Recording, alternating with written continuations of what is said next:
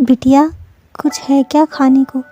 दोपहर 3 बजे के आसपास रामेश्वर बाबू ने बहू के कमरे में आवाज़ लगाते हुए कहा, ये भी कोई वक्त है खाने का? अभी 11 बजे दिया था ना दूध वाला दलिया, फिर अब 3 बजे हैं। जो रोटी सब्जी बनाई थी ख़त्म हो गई है और आपको कोई काम तो है नहीं सिवाय खाना खाने की। रसोई है या कोई फैक्ट्री जो आपके लिए 24 घंटे चलती रहेगी? जाइए, शाम को देखेंगे, अभी मेरा फेवरेट सीरियल आ रहा है। कहते हुए बहू ने नज़रें फिर से टीवी पर टिका दी। रामेश्वर बाबू चुपचाप वहाँ से अपने कमरे की ओर बढ़ गए। ये सब कुछ वहाँ झाड़ू पोछा बर्तन काम करने वाली सुधा देख रही थी। वह मन ही मन सोचने लगी, कहने को इतना बड़ा बंगला है, बड़ी बड़ी गाड़ियाँ हैं, पैसा है, मगर इतने बड़े बंगले पैसा होने के बावजूद दिल बहुत छोटा है इनका, जो अपने घर के पिता तुल्य ससुर जी की सेवा नहीं कर सकते। कम से कम उन्हें भूखे पेट तो मत रखो।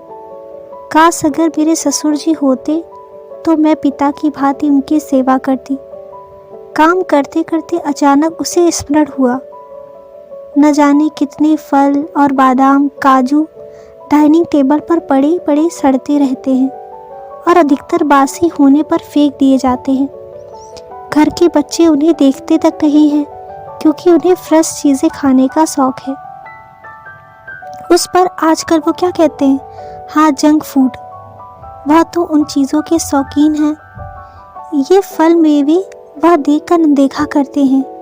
साहब मालकिन को जहाँ अपने काम और किटी पार्टी से फुर्सत नहीं है तो वह क्या खाएंगे और क्या देखेंगे। बच्चे बेचारे बुजुर्ग दादाजी, वो तो खिचड़ी दलिया भी ठीक से नहीं खा पाते, वो क्या खाएंगे फल मेवे। यह सब कुछ सोचते हुए सुधा का चेहरा खिल उठा।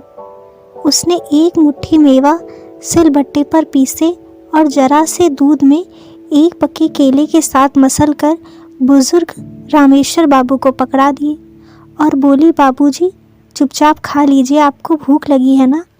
अब प्यासे को थोड़ा सा पानी मिल जाए तो वो अमृत के समान होता है। बुजुर्ग रामेश्वर आने लगे। उन्हें संतुष्टि से खाते हुए देखकर सुधा को भी संतुष्टि मिल रही थी। ऐसे में अब ये रोज का नियम हो गया। सुधा रोज ऐसे गरिष्ठ व्यंजन दोपहर में बहू की नज़र से बचाकर बुजुर्ग रामेश्वर बाबू को दे देती थी।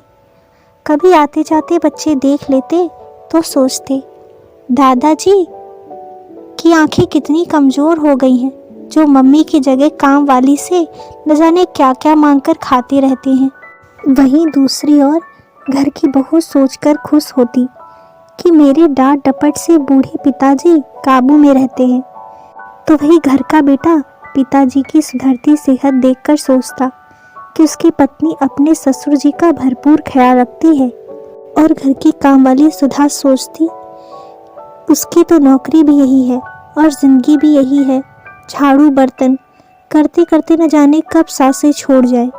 अपने ससुर जी की सेवा करने का सौभाग्य तो उसे मिला नहीं, तो क्यों ना यहाँ घर के बुजुर्ग की सेवा करके कुछ पुण्य भी कर ले।